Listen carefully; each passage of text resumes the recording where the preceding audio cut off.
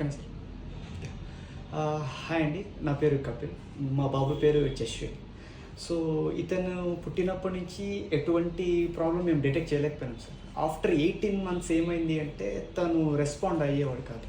పిలిచినా పలికేవాడు, ఒక్కొక్కసారి పలికేవాడు, ఒక్కొక్కసారి పలికేవాడు కాదు. కొన్ని ఏదన్నా వస్తువు తెమ్మన్నా కానీ సరిగ్గా రెస్పాండ్ అయ్యేవాడు కాదు. సో ఏదో ప్రాబ్లం ఉందని మా మిస్సెస్ ఐడెంటిఫై చేసింది సార్. చేసిన తర్వాత నేను ఇమీడియట్గా మిమ్మల్ని కలవడం జరిగింది సార్.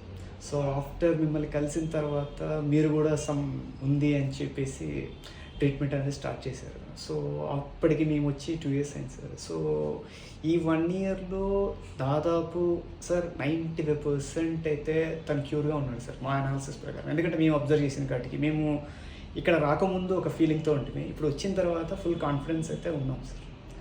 సో ఇంకోటి ఏంటంటే సార్, ఇప్పటికీ 95% అని నేను చెప్తున్నాను కానీ బట్ తను అప్పుడప్పుడు కొన్ని కన్ఫ్యూజ్ అవుతాడు, కొన్ని కరెక్ట్గా క్లారిటీగా చెప్పేస్తాడు. సో అదొక్కటి మైనస్ ఉంది సార్ తన దగ్గర.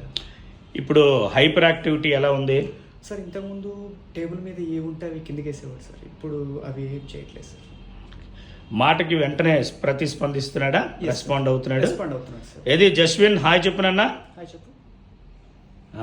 చెప్పు హాయ్. గుడ్. ఓకే, ఏం పర్వాలే, గట్టిగా చెప్తేనే మంచిది.